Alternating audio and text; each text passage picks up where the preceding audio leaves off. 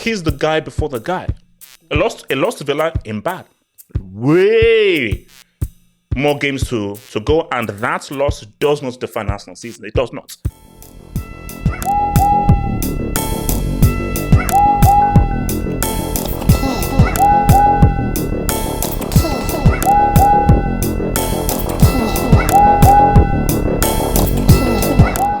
Let's get it.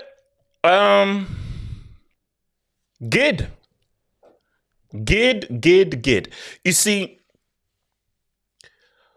Liverpool, the idea can beat Man City. Liverpool, the team in 23, 24, I don't think they can do it. So that might be a bit complex because, look, I will always vouch for the team who've been to the promised land and said, what's up? Not the team that almost got to the promised land, the team that went to the promised land and said, what's up? Those are always the guys that I'm going to vouch for. Those are always guys I'm going to say what's up for. So if you were not there at the promised land, it's going to be hard for me to now say what's up. It's going to be very hard for me to now say what's up. So when you look at what Liverpool were able to do, backs against the wall, nobody thought that they'd say what's up. They said what's up. They managed to say what's up. And you have to give them that credit. You've got to give them that credit because they didn't play well. Endo is an issue. They need an answer and a response to Endo because when Liverpool said what's up and got the 99 points, lost the league by 1 point those two seasons, that was a very strong midfield. Fabinho was superb. Fabinho was absolutely superb, and Fabinho was a big reason why they were able to say what's up. So was Sadio Mane. So for Liverpool, in general, they need a DM. This team, this squad, they can't do this for 38 games. They cannot do this for 38 games. You cannot sustain this performance. Remember how good Liverpool were in that 99-point season. Remember how hard they were to beat, how solid they were, and just how consistent their performance was. Why they were so good was just the consistency of performance, like boom, boom, boom, boom, hardly any mistakes. And I feel in that season, they never went below a 7. They never went below a 7. 7 here, but 8, 9, 10, 8, 9, 10, 8, 9, 10, 10, 8, 9, 7. They never went below a 7. This performance was like a 6. And Liverpool fans will say, and they have to accept, without the sending off, they don't win that game. They may draw. I think they could have maybe gotten a draw out of that game. I think they would have maybe drawn the game, knowing what they're able to do and how they're able to get that game. But again, you make your own luck. No one told Jordan Ayew to still be a professional football player. This guy should have been retired and should have been a freaking caddy golfer freaking 3 years ago. So it was a great for what Javi did. He turned things around. And it's going to be very key how Liverpool respond to this. If they respond by saying, hey, man, we're good, man, we know what it is, man, we can get stuck in, we can keep doing this, then no, they won't win this league. If they respond to this by saying, whew, close one, great character, great attitude, great response. Football is football. We responded to something that happened in the game and we got the win. We have to address this Endo situation. We have to get a stronger DM. We have to get stronger backup in midfield. We have to give Salah proper help. We have to increase our creativity. We have to think of a plan B or a plan C of how to attack. Because if our plan A doesn't work, we have to look for a plan B and a plan C. And we looked far too dry and far too ordinary within the attack. If they address those things, they can say what's up. They can say what's up. But it's very important that they address those shortcomings if they even should think of winning this league. Because at the way the squad is presently here, they can challenge, they cannot win. If they make some good, intelligent signings in January, I think they can win this league. So it is all about what they freaking do in January, because they have an opportunity, because you're in a great position now, going into a tough December and going into January. But they have to keep the momentum, but they have to make those signings in January. It's very key. So let's talk about my other boys here, man. Let me bring them in because I forgot I should bring them in here. So where are we at? Where are we at? Here we go. So Arsenal. You can view this in many different ways. This loss to Arsenal, you can view this in many different ways. you can view it of Aston Villa are one of the most informed teams in the league. And losing to an Aston Villa in 2023 is not a shocking thing. Now, losing to a Luton Town, now that's a shocking thing. Losing to an Aston Villa, no. So for us, losing to Aston Villa, it doesn't mean, I mean, you can't chastise them for losing to a team who beats Man City and are one of the most informed teams. They're a very good team that have arguably the best manager in the league right now. No, not arguably. Emery is the best coach in the Premier League, hands down, and one of the best pound-to-pound managers in the world. And you can't, so you can view it there. But if you're Arsenal and you want to win this league, you should be angry. Because you should be angry because you're like, I don't care how informed they are. We're trying to win a league here. And if we're trying to win a league here, I don't give a damn who you beat. I don't give a damn whether you beat Man City. I don't give a damn how informed you are. I don't give a crap. Us trying to win the league, we are here to beat you. And if we don't beat you, we should be pissed off. So another way of viewing it is that, no, damn it, we had the opportunities. We had the chances. We performed a lot better than Man City. We were not outplayed the way that City were outplayed. And there were enough really good chances for us to say what's up. Odegaard had 2 great chances to say what's up. Nketiah had an amazing chance. So for us, they said so, no, because if we had won this game, yet another statement would have given us that psychological gap between ourselves and Man City. So you have, because if Arsenal are serious about winning this league, they had to win this game, not only from a mathematical point of view, from a psychological point of view. This is the team that's beat City, that's completely destroyed them. Oh, is that what happened? Oh, we just came in and we beat them. Psychological. So we've beaten Man City, we beat the team that gave City their worst ever beating under Pep. Psychological. Because it now gives you the confidence that, no, this is our year. This is our year. And we are giving you reasons why it is our year. So, big picture, look, small picture, a lost Villa in bad. Way more games to go, and that loss does not define Arsenal season. It does not. Bigger picture, you need to give me reasons why I should take it seriously to be title winners. I just don't believe Arsenal can win this league. I believe they will challenge. I believe that they will, come the last few days of the season, they will be there because this is a very talented team.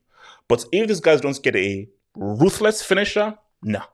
There is no chance for them winning this league. No chance. If they can find a ruthless finisher, which Jesus ends, which Nketiah ends, Arsenal can win the league.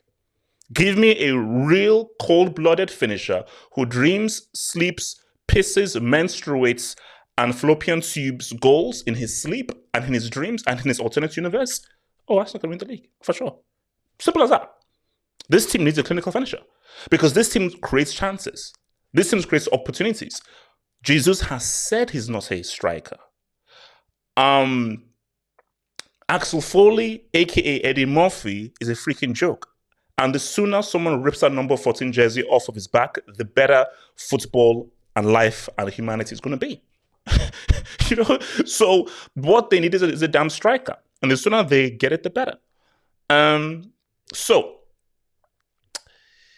shout out to your boys. Actually, wait, shout out to your boys here. So look, my thing here for Emery is what he's doing with Villa is amazing.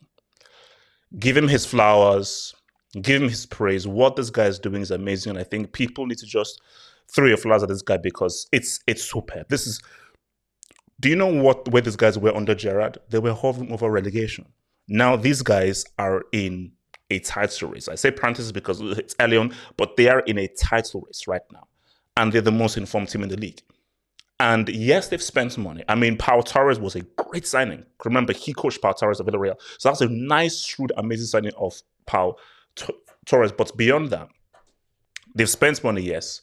But when you look at how much other people have spent, and when you look at their talent on paper compared to Arsenal's talent on paper, City's talent on paper, United's talent on paper, Chelsea's talent on paper, what this guy is doing compared to other guys who've spent more and have better players on paper than him, it's flipping amazing. It's flipping amazing. It's flipping amazing because he shouldn't be this good and doing this well compared to other teams who've spent way more over a long period of time than him. And remember, keep this in mind. Look at how he's transformed them in a short period of time. Pep has been there for years. Klopp has been there for years. This is Ten Hag's second season, I believe so. Ten Hag has been there for a while. Chelsea, Lord only knows. So it is what they were and how he's quickly transformed them to what they are. So the change from what they were to what they are now is dramatic. It's dramatic, it's transformation. And this just goes to show that we truly are living in a world in football where manager is king. The players, but manager is king, manager is key. You have a great tactician, a great strategist, you can go very far. Look, Pep was saying a lot of stuff, man. And we would have had an amazing live stream if Semi-Terraced had beaten them. If Semi-Terraced Housing had done the job, it would have been an amazing stream based off of how he's been flexing. No one has done 4 in a row. The Peak United team never did 4 in a row. Jimmy Carragher, you're a madman who spits at little girls on the motorway. Do your Googles. So he's been talking smack. And then, so it would have been crazy how he's been talking smack, and then he goes ahead and loses to Semi-Terraced Housing. So it's very key that they got that, but still there are questions because you were 1-0 down. And you're 1-0 down until for a pretty large period of time. So Pep, I think he's already putting a target on his back, which is why it'll be so interesting if he does do this. Because by what he's saying, we are definitely winning the Premier League. No one has ever done 4 in a row. If teams don't win the Premier League other than us, it is not seen as a failure. He is talking so much smack. And I'm like, you know what? Talk that smack, you better back it up. Because if he doesn't do this, everyone will bring all those quotes back at him. If he does do this 4 in a row, oh my gosh, do you know the flex? Because if he does do that 4 in a row, all Fege has over him is GID and longevity. That's it. Pep would have everything over Fege. All Fege will have is longevity and GID.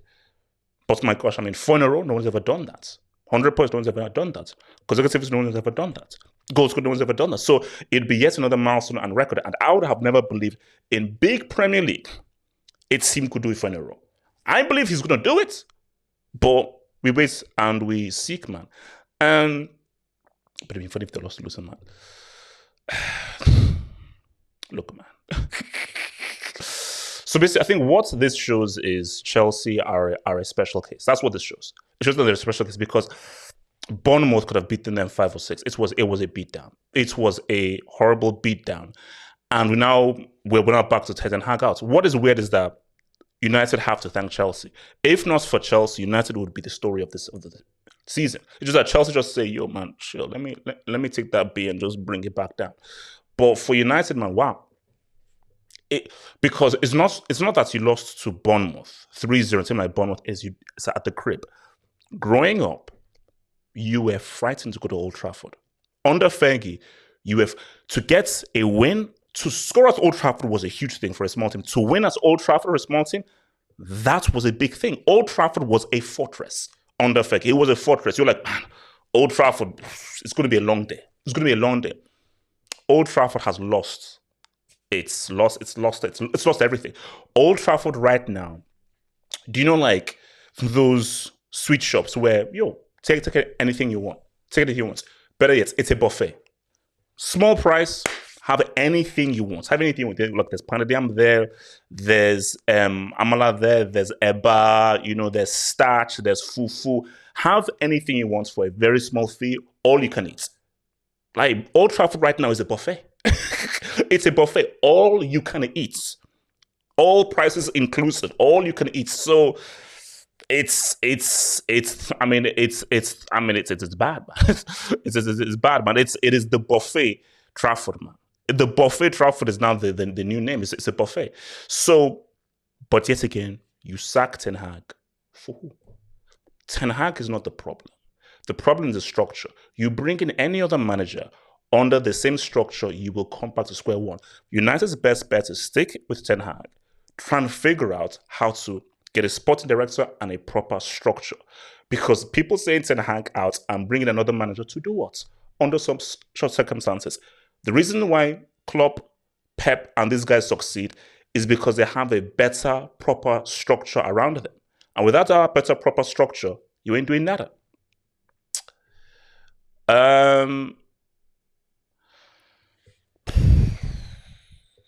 What's there to say, man? What's there to say? Maybe you have to do another deep dive. Poch in the issue, the owners are the issue. The moment Poch was hired, we knew what it was. We knew what time it was when Poch was hired. We knew what time it was. And what the time was this team ain't serious. This team ain't about succeeding. It's not about success. It's not about winning. It's about vibes. It's merely purely about vibes. It has nothing to do with winning. So, yeah, man. I mean, I want my club back. Because my club is not a mid-table club. It's not a mid-table club. And anybody who says I've got to accept this as a mid-table club, you're a psycho. Like, there is so much more to say about this. But just briefly, just for this whole weekly review, is Poch ain't the issue. Poch ain't the issue. Similar to United, it is the very structure of the club that is the main issue. So you have to look bigger rather than your boy Poch. Poch, he's just a little piece of a much larger puzzle, man. So what are we saying here, man? So it's Liverpool, look at that. 37 points, Arsenal on 36, Villa on 35, City on 33, Tottenham on 30. So there's 7 points that only separate 5th and 1st. And if we're going to keep it a stack, it's early. We're not yet in week 19, which is halfway. So there's a long way to go. But bro, how many people before the start of the season would have had Liverpool top of the table at week 16? How many people after 16 games would have had City 4th and only 3 points ahead of Tottenham? Are City going to fight for top 4? It'd be hilarious, man. But again, Villa 3rd is crazy, but it's early. This in a title race here. Title races begin come week 2021. That's when we're now really into the rhythm of, once you're now saying what's up in week 21, week 22, that's where we now get the rhythm. So, I mean, so Liverpool's fixtures, man. So now that's huge. That's game against United. That's going to be huge. So it's game against United. Woo! So there's United, then there's Arsenal. Then you've got Burnley away, then Newcastle. So it's sort of like, so when you look at it, I mean, United, yes, Liverpool should destroy them. It's still a derby game. Then that's 23. There's 23 is going to be big. 23 deck. 23 deck is going to be a big day. 23 deck is going to be a big, because that could be pivotal. Burnley, they'll wash them. Newcastle, that's going to be a tough game. So I think United, derby, Arsenal, Newcastle, tough game. Chelsea, I was going to say Chelsea. Is Chelsea a tough game in 2023? So I'm looking at this now. Arsenal, I don't know. They should beat United. They should definitely beat Burnley. They should definitely beat Bournemouth. Newcastle, I don't know. See, the Arsenal, Newcastle, I don't know. So if Liverpool come through there unscathed, they're looking pretty good. Then they're looking pretty good. So we look at Arsenal now. So Brighton, got to win that. Then, of course, it's deck 2023. West Ham at home, Fulham away, Palace at home. Those are good fixtures. Let's keep it real. Those are really good fixtures. And then, of course, they've got the return with Liverpool on February 3rd. It's weird how they actually do that, man. So that is actually, if you think about it, Arsenal, if you just take deck 23 away, Arsenal should win all those games. Brighton at home, West Ham at home, Fulham away, Palace at home, Forest away. If let's just say they lose to Liverpool, if Arsenal win the rest of those games, I think they would be happy. In an ideal realistic world, if they get a draw at Anfield and they beat Brighton, West Ham, Fulham, Forest, Palace, they're good. If Arsenal drop points at any stage against Brighton, West Ham, Fulham, Palace, Forest, that's going to do major damage. If they're realistic about winning the league, they've got to win all those games. Apart from the Liverpool game, they have to win all those games.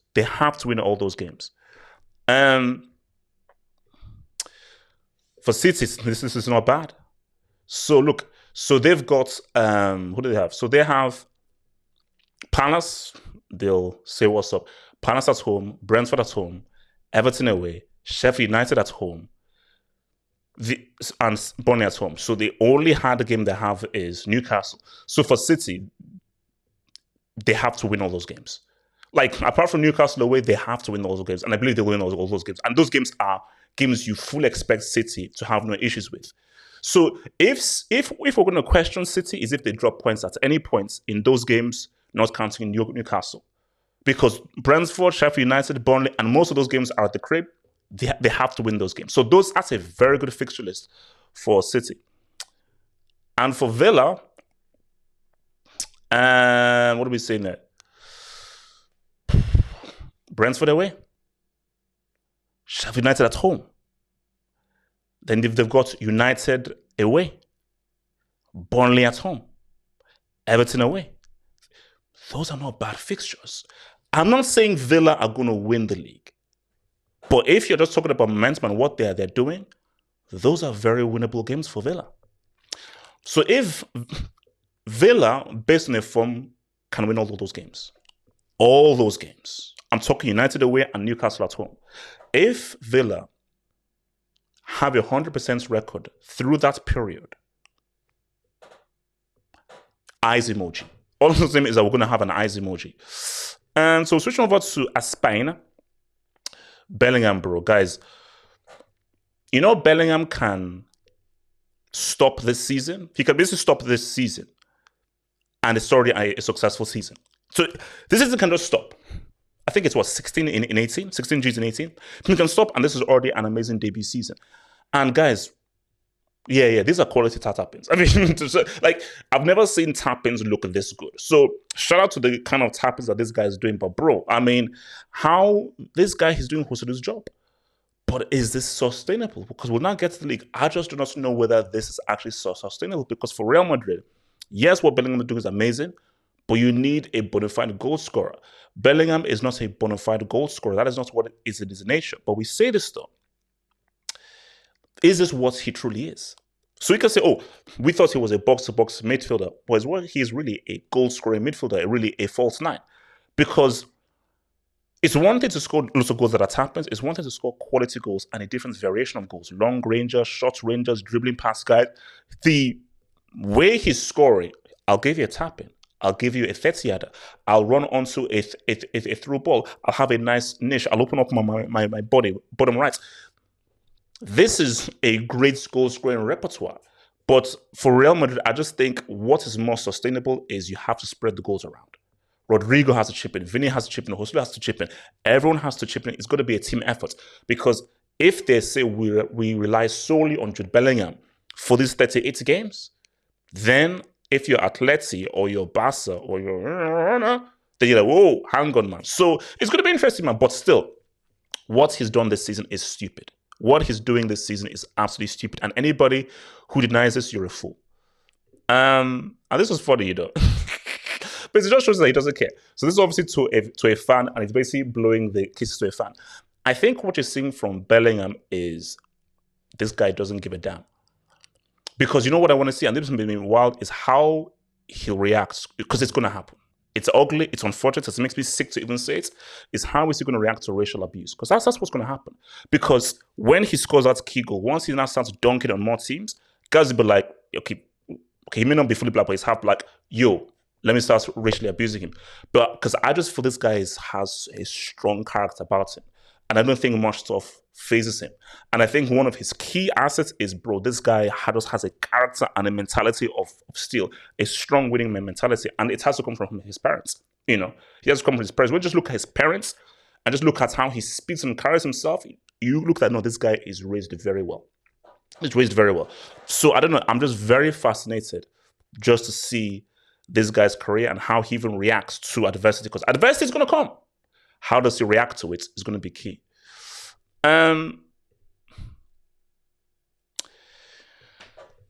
Shout out to your boys, Girona, man. Shout out to your boys, man. And shout out to your boys, Michel. Like, what? You could argue, yeah, pound for pound, he might be the best manager in the world. Pound for pound. Yes, you may say Pep brother tax.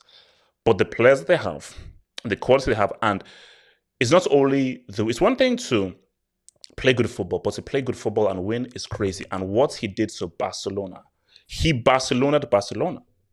in their house. Like how they beat them well was bad. It was bad. And you've got to give this guy his love, man. Can they do it? I don't know. Can they do it? I don't know. It's going to be hard. It's going to be real hard to make a case for whether they can do it. But I said to myself that go for it. Go for it, bro. Like, go for it. Go for it. You know, it's going to be tough. It's going to be hard. But I just say that go for it and give it your best shot. Give it your best shot, you know. But again, what they're doing is just outstanding. What they're doing is just outstanding, and you just have to just give them kudos, man. You have to give them kudos to what they're doing, man. So, yeah, man. Shout out to your boy Girona, man. Quality football. And look, if they were to win the league, it would be an amazing story. I'll keep it real to you. If they were to win this league, it would be one of the great stories. It would be one of the great sporting stories, man. So, yeah, man. The ski. Bro, look, man, I don't know what to say, man. Amazing career, superb legacy, one of the best strikers of his generation. Takes nothing away, but he's done. He's washed. He's washed. And there is no harm in saying that. Father time comes for everybody. It comes for everybody. And there is no shame as to when Father time comes for you and claims you as a victim. There's no shame. There's no shame, especially when you've had the career that he's had. But we have to look at the now. And the now is, he just ain't that dude. Like, you could literally chant the cutoff points. The cutoff points was the World Cup.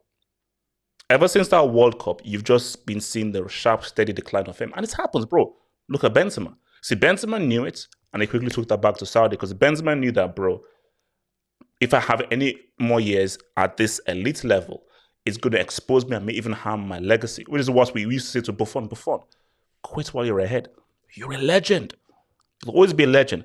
But you got to quit while you're ahead, bro. So, and that's what your boys, the ski house starts to freaking do, man. Like, quit while you're ahead. Just quit while you're ahead right now. Now, retire. I take Saudi. Saudi is still something. But as far as an elite striker in this climate, no. No, it simply doesn't work, bro. It simply doesn't work.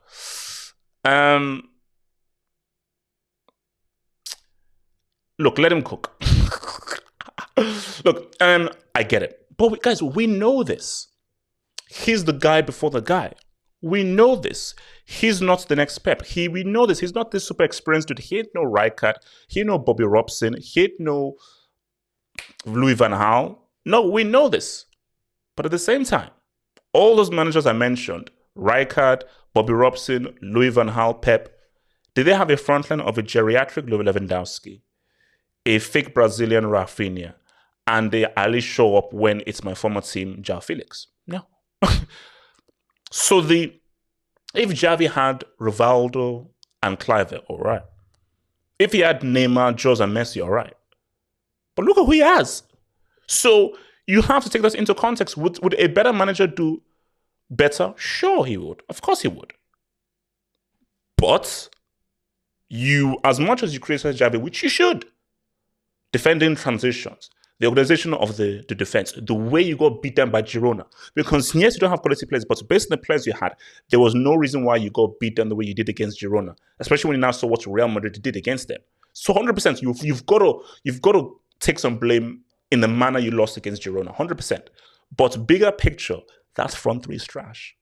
So you can criticize him, but you can also give him a little bit of leeway there. But he's the guy before the guy. He ain't the guy. He's the guy before the guy.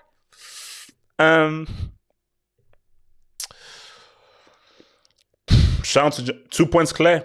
2 points clear. Look at that. Atleti and Barca both on equal points. But remember, Atleti have a game in hand. Long way to go. Long way to go. But we know that Real Madrid are not the league guys in recent years. I still believe this Barca are not out of it yet. Barca, I mean, people are like, oh, no. They're not out of it yet. I know it looks crazy, but it's 5 points. 5 points at this stage is nothing. 5 points at this stage is nothing. Real Madrid draw one game here, one game there. Barca go on a 2-3-4 game winning run. It's a different complexion. So there's a long way to go. But let's not ignore Atleti. Let's not ignore Atleti because I think Atleti could definitely say something, bro. Oopsie. So for Girona, who do they have here? Those are two key games there. Betis and Atleti. If they win those two games, and obviously they win those games, then I'm like, okay, so that will be another statement. Do they beat Betis? Do they beat Atleti? If they can win those two games, then maybe we could have a little something. Maybe we can have a little something, man. They're still winning the league. They're still winning the league. Like, let's be, they're still winning the league. But to get shanked 5-1 is mad. To get shanked 5-1 is mad. Like, let's keep it real. That was a shanking, bro. That was a mad shanking, man. To get shanked 5-1. And the thing about this is that, where was your boy, man? Look, they should have never sacked Nagelsmann. They should have never sacked Nagelsmann. That was a huge mistake. And the Tuchel is really a cup manager. I don't think the Tuchel strength is the league, which is why you may say, oh, could it be? They were never supposed to win the league last season. It was supposed to be Dortmund, but Dortmund said, "Now hold my beer. We want a wing in the Brick Academy." So, in one sense, I feel that Leverkusen could possibly do this, but in another sense, it's Bayern. I can't bet against them who won 11 in a row. So even if they got destroyed 5-1 in this game, even if you can see a lot of weaknesses in this team, several weaknesses that we saw last year, specifically in midfield, I'll believe it when I say, because I just don't trust in the Bundesliga. I just do not trust it. So this loss, I feel it's in a vacuum. Rather than this be like, oh my god, Bayern have serious issues, it's still in a vacuum, and I'm gonna have to see a lot more before I say, oh my gosh, Bayern are screwed. No, I'm gonna say a lot more.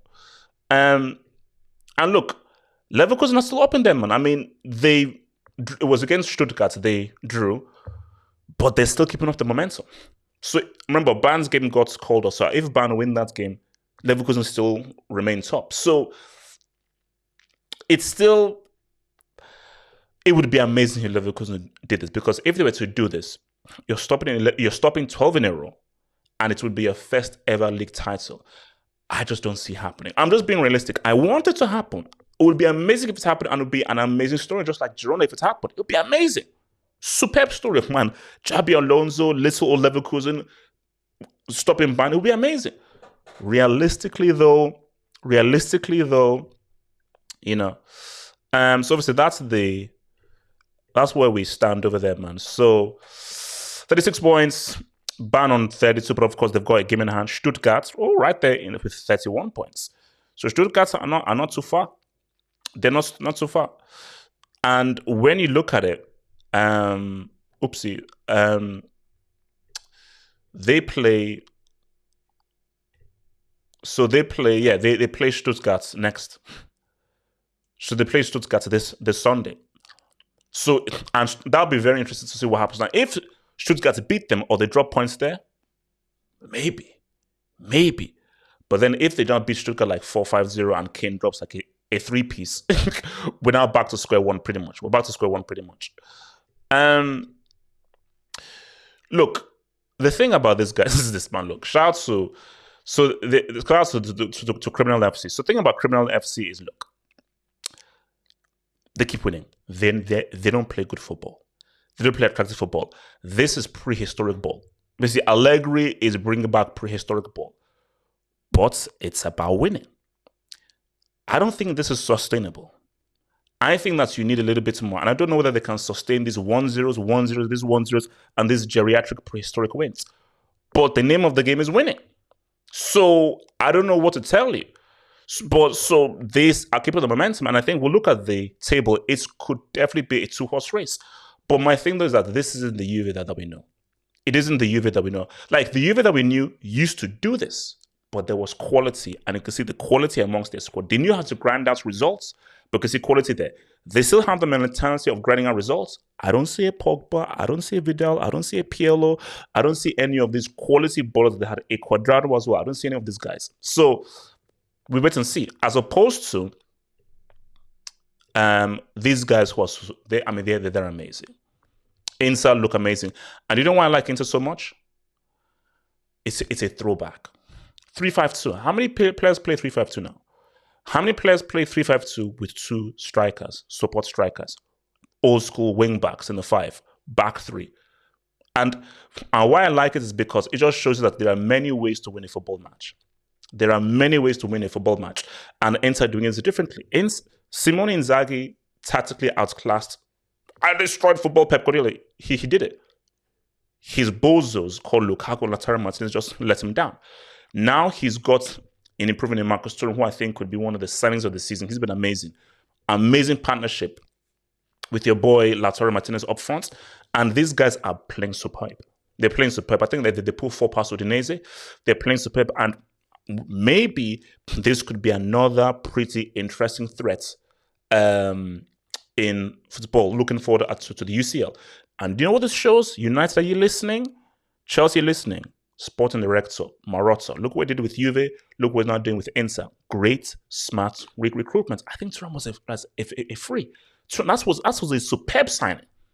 And people knew about him from his day in Mönchengladbach.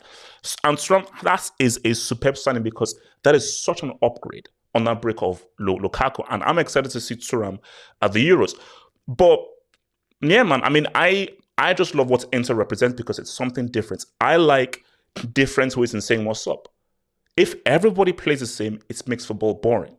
Okay, 4-3-3. We're going 4-4-2. We're going 3-5-2. You know, we're going 3-4-3.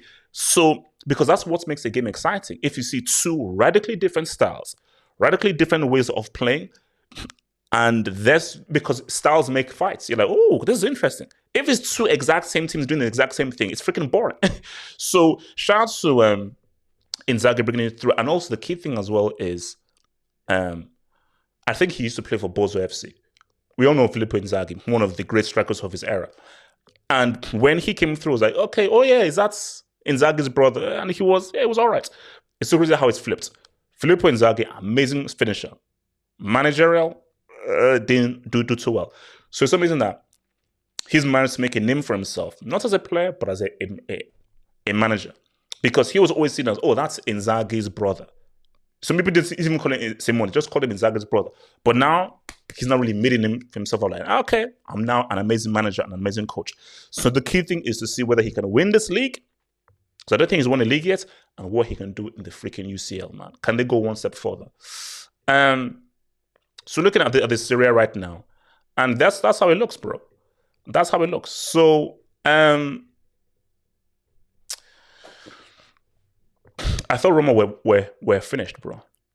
I thought Roma were finished. Roma are right up in there, man. So look at that. Inter, only 2 points ahead of Juve. Look at that. They scored 37 goals. They've scored 37 goals and only conceded 7, man. That is, I mean, bro, those guys are saying what's up. Those guys are saying what's up, man. But they're right up there with Juve. So this could be an Inter-Juve title challenge. For me, Milan, I really do believe it's going to be 2-2 teams. Milan and Roma, they're going to lose more games, going to be up and down. So it's going to be a shootout. So that's second Inter-Juve game, I feel is going to be very pivotal for the rest of the season. So yeah, it's going to be Inter-Juve down to the wire, man. You know, and look, if Juve can win this without catching a case, I think that would be done. Move it over a little bit, man. Shout out to your boy. He's going to Real Madrid. But before he went to Real Madrid, he said, "Yo, what? Let me get this Brazil league, man." So shout out to Endrick, 17 years of age, scoring in that last game, in a title and deciding game against Crew 0, end up 1-1, gave Palmeiras the league title, man, and it was a great send off. What an amazing send off before he now enters into this new arena. And I think there's a lot of hype around the Endrick, you know, because this almost feels similar to Neymar and Santos. Neymar bringing Santos back to recognition and then making his trip over to Barca. A little of a hype over Endrick. We talked about Rafinha, Anthony, where Brazil football is at. So I feel that there's a lot of expectation and I think there's pressure where the world almost says, bro, we need a true superstar. We need a true guy to come through that ain't freaking Ray Charleston, man. So I think him doing this in Brazil is key because he now knows what it means to win and what it means to be a key part of a title-winning team, whatever league it's in. So it's a great experience and achievement to have before things get really real coming over to Real Madrid. So shout out to your boy, man. And there we go. Palmeiras, 2 points ahead of Grêmio, Jose's team, Atletico Mineiro, and Flamengo, man. So shout out to your boy, Endrick, for leading them to that league title, man. And now it's about, you can do it in the Brazil League, which is cool. Step up right now. Can you not do it with the big dogs? But guys, with every good point, there's a sad point here, man. Santos, I believe it's in the 111-year history. This is the first time they've ever been relegated. This is the Santos of Pele and the Santos of Neymar.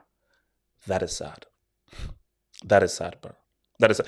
Bro, you are getting relegated with freaking Golas, Cortiba, and the United States of America. I mean, bro, what they basically, so you're getting relegated with goals, Cortibs, and an NPC America. Sad, man. And they went up by 1 point. I went up by 1 point. Oh, and the goal difference was minus 25. And look at that. All they needed was just a win. Just a win. And the last 3 games, they lost. They were on a 3-game losing streak.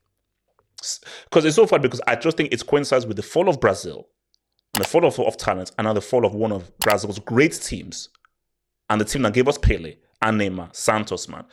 That, I don't think it's a coincidence. I just feel like if the stars are just aligning as to know, Brazil football is just being in a crazy, crazy place, which is why can your boy come in and say what's up, man?